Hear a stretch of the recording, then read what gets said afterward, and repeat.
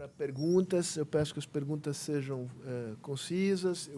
Eu vou entregar o microfone, vou pedir que seja... Vamos começar por razões logísticas. Começamos ali, tem uma pessoa aqui, duas pessoas aqui. Vou recolher 3, 4 perguntas e voltamos à mesa. Você vê aquele rapaz lá atrás? O último ali em cima. Não, o último eu não vi. É que ele estava atrás da coluna para mim aqui. Então tá bom. Então vamos ver se a gente faz em uma rodada, em duas. Eu vou pedir encarecidamente para ser curta a pergunta. Não, eu só queria problematizar 2 conceitos que o presidente Quiroga trouxe na estratégia de lidar com a Venezuela, que é o isolamento, né, o aislamento, e a outra é o reconhecimento da Assembleia Nacional. Eu queria saber se essa estratégia de isolamento da Venezuela é apropriada ou se seria melhor um diálogo para buscar uma solução consensual para essa crise política com o governo, visto que o governo Maduro está envolvido em casos de corrupção e também não vai querer largar o governo por isso, por medo de ser processado.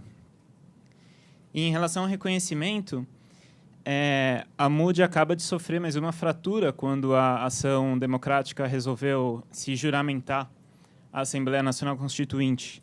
Então, eu queria saber como que fica reconhecer uma oposição que, eleição após eleição, acaba se fraturando também, né? Sim.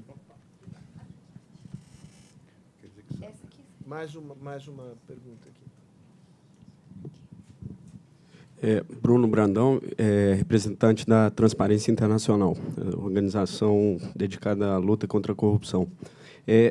Fazendo um gancho com o comentário do presidente Fernando Henrique sobre o investimento do Brasil via Suíça na Venezuela. Isso. Tem 2 tipos de... 2 tipos, Mas a Odebrecht ela relatou que foi o segundo país que ela mais pagou propina, dos 12 que ela já relatou, foram declarados 98 milhões de dólares. Né? Isso é o declarado, estima-se muito mais. E, como o embaixador lembrou também, a procuradora-geral ela está exilada, ela foi exilada e declarou que a principal razão da perseguição foi a informação que tinha chegado sobre o caso Odebrecht e o envolvimento Maduro e os círculos mais altos do regime. Pouco se pode fazer agora com essa informação, com a procuradora exilada, e a informação também é limitada pelos termos do acordo de leniência do MP com a Odebrecht. Mas o Brasil, aí a pergunta da mesa, o que o Brasil pode fazer, além da ação diplomática, o Ministério Público brasileiro pode inaugurar uma jurisprudência de acusação extraterritorial contra as autoridades venezuelanas, porque o Departamento de Propina da Odebrecht operava em benefício às autoridades em território brasileiro.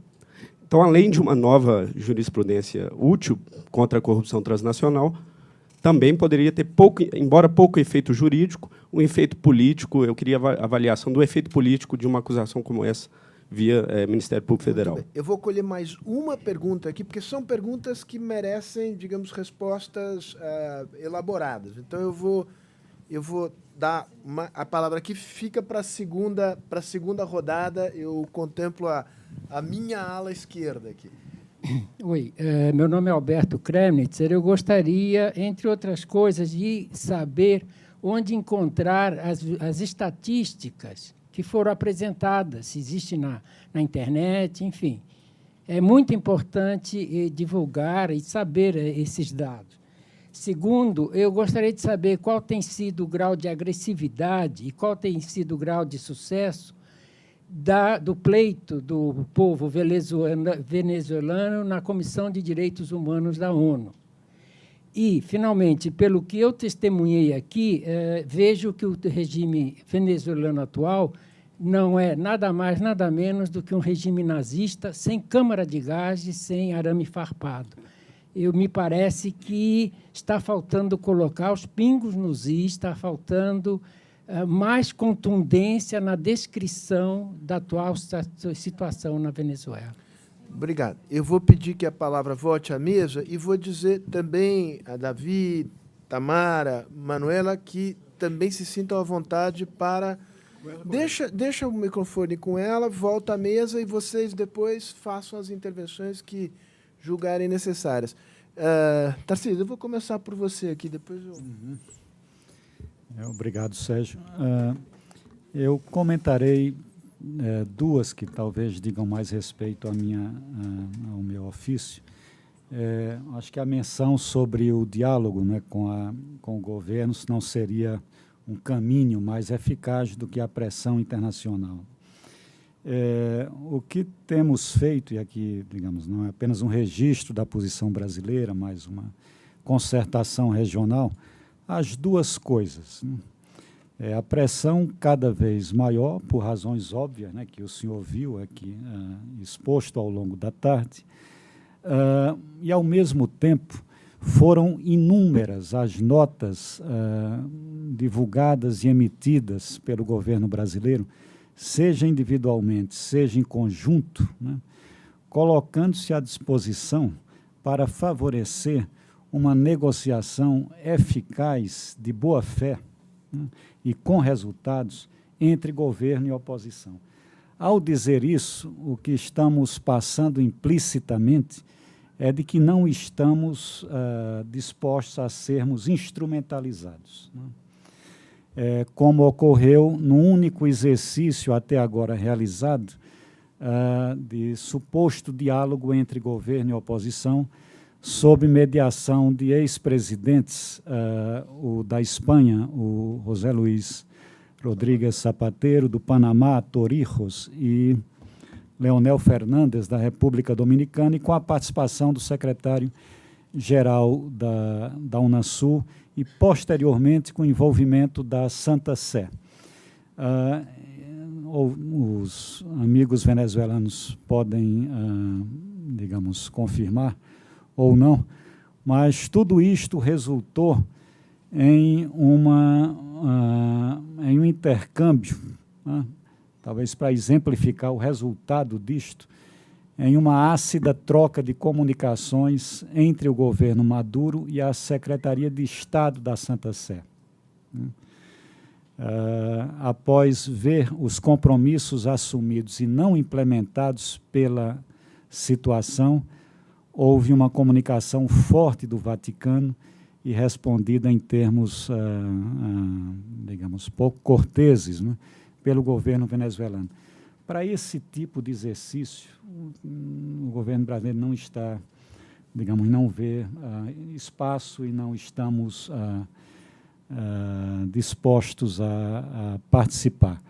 Mas já afirmamos, e eu acho que continuaremos sempre favorecendo uma real negociação, não uma negociação rumo à restauração da democracia, né? Tem que ter um foco, né, ao reconhecimento de que houve uma ruptura democrática, né? A negociação é para restaurar a democracia, não é algo em aberto. Tem que ter um foco, né? Para esse diálogo, a Venezuela sabe que pode contar conosco, né? Em relação ao Conselho de Direitos Humanos, que se reúne anualmente, têm sido apresentadas. O Paraguai tem sido bem ativo e as violações de direitos humanos na Venezuela têm sido condenadas, né? Naturalmente, o governo Maduro também está presente, participa, né? Faz suas manifestações, nega, mas tem havido, sim, manifestações no âmbito do Conselho e tem havido pronunciamentos também no âmbito interamericano. Como o senhor sabe, há comissões interamericanas de direitos humanos, há a Corte Interamericana de Direitos Humanos e, portanto, os foros especializados estão tratando do tema e com a força devida. Muito bem.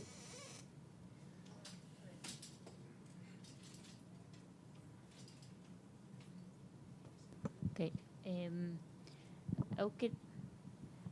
Muito obrigado pelas palavras do embaixador. Eu acho que a diferença clave é falar da negociação e não do diálogo. O problema do diálogo anterior foi que partia de um diagnóstico equivocado de qual era a situação na Venezuela. Não tínhamos duas partes iguais sentadas na mesa para falar sobre o que fazer. O diagnóstico é o diagnóstico que o senhor deu sobre a ruptura da democracia e o restabelecimento da democracia. Então, se é uma negociação para chegar a esse resultado, é ótimo participar.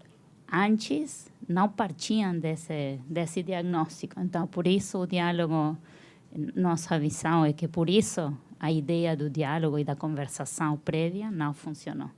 Sobre as estatísticas, a gente tem um blog sobre a crise venezuelana que eu posso dar para o senhor, que tem links para todos os dados oficiais que eu mencionei e muitos dos dados da Caritas, e tem também links a outras fontes de informação, não só da Human Rights Watch, que podem ser úteis para as pessoas que estão interessadas na crise venezuelana. E um último comentário sobre a situação da Comissão dos Direitos Humanos. A gente viu um câmbio muito importante este ano na discussão em setembro em Genebra sobre a situação na Venezuela. O ano passado, quando Paraguai tentou apresentar uma resolução sobre os problemas em Venezuela, conseguiu apenas 30 firmas dos países que estavam preocupados pela situação na Venezuela. Por contrário, a Venezuela apresentou uma declaração que conseguiu 88 firmas de países que apoiaram a Venezuela. Isso foi faz um ano atrás. Este ano, houve uma reação muito mais forte dos países da região, da Europa e também da Ásia, falando sobre a crise venezuelana, que também piorou muito do ano passado até agora. Mas o câmbio do tom, se diz? Do tom, foi muito mais forte este ano. E a declaração da Venezuela, que o ano passado tinha obtido 88 adesões, agora, este ano, tive só 57. Então, também viu diminuído a possibilidade de contar com apoio no âmbito das Nações Unidas. Sí.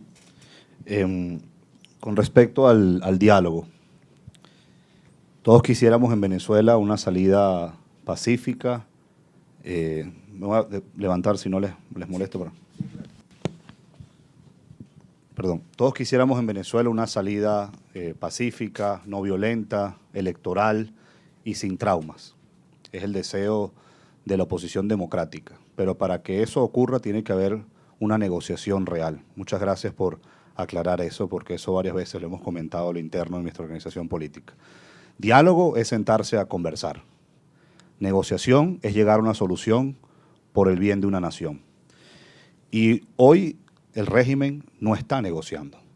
El régimen está utilizando el diálogo con 5 propósitos que me permito comentárselos. El primero, buscar lavarse la cara ante la comunidad internacional, disminuir la presión. En segundo lugar, dividir a la oposición. La amenaza que le hacen a los gobernadores de Acción Democrática para que se juramenten ante la constituyente. En tercer lugar, ganar tiempo. Y ganando tiempo, ¿qué se logra? Permanencia en el poder, desmovilizar la calle a través de la fuerza y sobre todo desmoralizar a un pueblo que no ve soluciones. Y les voy a dar unos datos que son contundentes porque el diálogo no ha funcionado en Venezuela. Desde el año 2014 hasta el 2017 realmente ha habido 4 intentos de diálogo. No lo estoy llamando negociación, estoy llamando diálogo. Cuando hubo el de 2014, en Venezuela había, como comentaba el doctor Alfredo Romero, para ese momento, un poco más de 60 presos políticos. Hoy en Venezuela hay 380. Es decir, se ha multiplicado por 6 veces. Los que quedan, si nos vamos a lo que él decía, la puerta giratoria, son más de 1.200. Es decir, casi 20 veces de lo que se empezó la primera vez. Pero además de eso, hay unos datos aún más dramáticos. Cuando hubo el tercer intento de diálogo el año pasado, en 2016, el dólar paralelo, el dólar negro, estaba en 1.200 bolívares. Hoy está en 41.200 bolívares. En un año que han ganado tiempo, 40 veces se ha incrementado. En el 2014, el sueldo mínimo en Venezuela te alcanzaba para comprar la mitad de la canasta básica, cosa que ya no es deseable, pero compras la mitad de la canasta básica. Hoy solo compras el 5% de la canasta básica con el sueldo mínimo en el mismo tiempo que ha pasado desde los intentos de diálogo. Y algo que es fundamental para entender la crisis humanitaria. Con el sueldo mínimo se podría comprar en 2014 aproximadamente en alimentos para 40.000 calorías para una familia. Hoy solamente alcanza para 7.000 calorías. En 2017 el 73% de la población ha perdido en promedio 10 kilos. Entonces esto no es un diálogo, con todo respeto, esto no es un diálogo. Para que haya una negociación real, el régimen tiene que estar verdaderamente presionado. Y por eso yo mencionaba en mi intervención los pasos próximos que el Grupo de Lima, acá en Latinoamérica, y las sanciones individuales que pueda dar la Unión Europea, quizás sea lo que necesitemos para que haya una negociación real y evitemos una solución traumática en Venezuela. Espero haber contestado la pregunta. Gracias. Bueno, a ver, ¿puedo desde aquí? ¿Lo puedo hacer desde aquí? Sí. Bueno. En torno al tema de la Mesa de la Unidad, o sea, yo creo que un elemento esencial, y aquí rescato un poco lo que ocurrió en el 2014, es al final cómo definimos al oponente. O sea, es decir, en Venezuela hasta el 2014 incluso había gente dentro de la Mesa de la Unidad que pensaba que todavía vivíamos en una crisis de la democracia. Y yo creo que todo el ejercicio de este año, incluso con la misma asamblea, creo que cuando llegamos a la asamblea entramos en el juego, digamos, institucional. Muchos, por primera vez, por ejemplo, para mí era mi primera vez como diputada, pero otros no eran así y pensaban que era una oportunidad para ejercer el contrapoder. Pero nosotros no nos estamos enfrentando ante un régimen que reconoce espacios, ni quiere, digamos, negociar salida, porque no quiere salir del poder. Y yo creo que la conciencia de eso es importante dentro de la Mesa de la Unidad. Ciertamente, yo creo que no todos los actores están dispuestos a la ruta que requiere rescatar una democracia, porque es dura, porque requiere hoy, bueno, el Partido Voluntad Popular es uno de los partidos más perseguidos, y no porque milite en él, que lo diga en este momento, sino porque somos los que más presos tenemos, más exilados tenemos, e incluso militantes muertos. Y en efecto, o sea, hoy en la mesa se está dando el debate de fondo. Ustedes pueden decir, pero ¿cómo ahora? ¿Cómo llegar hasta ahora? Bueno, porque hasta el 2014 había gente que creía que vivíamos una democracia en crisis. Y en un año hemos visto un régimen que ha mostrado una faceta totalitaria muy dura y que es difícil personalmente digerir. Yo creo que en este momento necesitamos a los estadistas al mando, en este momento necesitamos a los visionarios al mando. Es por ello que hoy, más que nunca, se hace necesaria que en la mesa no solo se mantengan los acuerdos bases. ¿Cuáles son nuestros acuerdos bases? Y lo que está refrendado en la población venezolana. 1, la apertura de un canal humanitario. Esas son nuestras condiciones. 1, apertura de un canal humanitario. 2, liberación de presos políticos. 3, cronograma de elecciones generales. No solo son unas elecciones de gobernadores y municipales, sino la presidencial y con condiciones. Y luego, por último, el respeto a la Asamblea Nacional.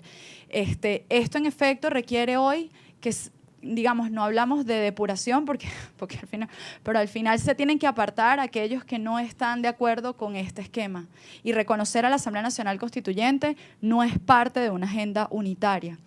Y bueno, hay mucha reflexión en torno a lo que ocurrió en las regionales, no solo porque subestimamos la capacidad, y creo que es difícil digerirlo, pero nuestro oponente no tiene ningún tipo de escrúpulos. No los tuvo en los 100 días y en su estructura de poder, que pensamos que podíamos quebrar conciencias, producto de los asesinatos. Y no digo porque lo buscáramos, porque la unidad no ha buscado ni asesinatos ni la represión, pero el Estado mismo, este estado de terror, se mostró en la medida en que la ciudadanía salía. Pero no hubo el escrúpulo que contuviera la violencia. No sé si me puedo explicar ante esto, ¿no? Eso por un lado, pero por otro lado, no hubo tampoco el escrúpulo para decir, si tengo que robarme a una elección en todo su sistema, lo voy a hacer. Entonces, eso requiere una reflexión de nuestra organización ciudadana ante un escenario electoral. Eso requiere nuestra organización ciudadana ante una agenda de protesta que tiene que variar y virar en todas sus formas. Eso requiere una organización y una ampliación en torno a los actores, porque incluso ya no estamos hablando solo de que dentro del plan de la unidad son partidos políticos, es también organizaciones sindicales, ONGs e incluso hasta la misma iglesia que está participando, digamos, en el camino de recobrar la democracia. Pero también, por otro lado, requiere digerir que todos tenemos un número. Y esto es difícil, porque es un sacrificio personal. O sea, yo recuerdo que David lo decía cada rato, y uno decía, ahí viene el lobo, ahí viene el lobo. Pero cuando te llega un lobo, que sabes que no tienen... Yo voy a contar esta anécdota personal que a mí me cambió y sentí ya que estos tipos de verdad no tienen límites. Que fue cuando yo estaba embarazada de mi hijo, ¿no? Yo era candidata, tenía 6 meses de embarazo, mi primer embarazo. Eso fue hace 2 años. Ya tengo otro. Y en mi primer embarazo, en el juicio de Leopoldo, eso fue el día que lo sentenciaron, yo estoy con Lilian y Lilian me dice, vete, tú no tienes que estar aquí. Yo le digo, Lilian, ya va. O sea, hay algo que es sagrado hasta para los malandros. Me explico, el malandro es el delincuente. Le digo que es que no se meten con las mujeres y menos una mujer preñada. O sea, que yo tengo aquí mi protección, que es mi barriga. O sea, tranquila que no se meten. Bueno, total es que yo digo, bueno, yo igual voy y te acompaño y me retiro. Bueno, resulta que en el trayecto de acompañarla llegaron los colectivos y yo estoy atrapada y llego al cordón de los policías. Entonces, claro, mi cara fue como, le digo, estaba de hecho un teniente que posterior a él lo he conocido un poco más. Y le digo, por favor, déjame pasar. Y el tipo me dice, no, te devuelves. Y claro, devolverme significaba todo el tema con los colectivos, la gente corriendo, o sea, no era posible, ¿me explico? O sea, yo decía, oye, estoy embarazada, tengo 6 meses, puedo perder a mi hijo, o sea, déjame pasar. Y el tipo me dice, no, así como viniste, te regresas. Entonces, claro, yo me veo y estoy con mi compañero de campaña, que de hecho es Pancho, estaba gente del partido, y me dice, vamos a sacarte ya de aquí. Y en la medida en que empiezo a correr, llegaron unos tipos, nos rodearon, y en efecto hay uno que me agarra aquí, me por el pelo y me dice, túmbala, túmbala, o sea, túmbala, golpéale las piernas y túmbala. Y yo recuerdo en mi cabeza decía, ¿sabes? Yo decía, me tengo que mantener parada porque si me caigo pierdo a mi hijo. O sea, pierdo a mi hijo. En una de esas, una oportunidad, yo les confieso, yo lancé golpes también, o sea, porque al final es un tema de preservación. Claro. Y ojo, salieron unos varones del grupo y logré escabullir. Pero yo ahí sentí, no sé si me explico, como personalmente que no hay límite, no les importa, no les importa. Y para mí fue duro, porque es ahora la sensación de que cada vez que salgo, y eso es lo que le pasa hoy a cada venezolano cada vez que ejerce la protesta, es la posibilidad no solo de que te arresten, no solo de que te allanen, no solo de que te vejen, sino de que te maten. Y es difícil digerir, pero es necesario para entender lo que significa este camino. Hoy los venezolanos asumimos ese riesgo. Yo estoy aquí, no sé cuál será mi destino mañana ni pasado. Lo único que sé es que quiero vivir en mi país, quiero que David regrese, quiero que tengamos una democracia y que si eso requiere, y que además, no solo por un tema hasta político, hay gente que no tiene la posibilidad de hablar, no tiene la posibilidad de estar aquí con expresidente de medios, no tiene la posibilidad de comer y que nadie está hablando, salvo algunas, o sea, no sé si me explico, o sea, por ellos. Y siento que si me voy, ellos pierden y no valen y son un número más. Entonces, eso es difícil digerirlo. Yo siento que eso es lo que está pasando hoy en la élite política. Estamos digiriendo eso.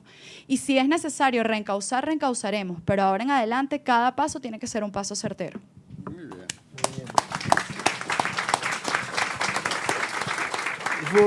Eu vou pedir a compreensão de todos. Eu acho que terei a compreensão de todos. Depois do depoimento que a Manuela deu, eu acho que a gente devia terminar. Porque isso é uma espécie de síntese do que nós queríamos aqui. Eu peço a compreensão de vocês, mas, de fato, eu acho que não tem sentido qualquer tipo de palavra depois das palavras de tus palabras acá. E te agradeço por isso e minha admiração e meu afecto. Muchas gracias por todo. Muy bien.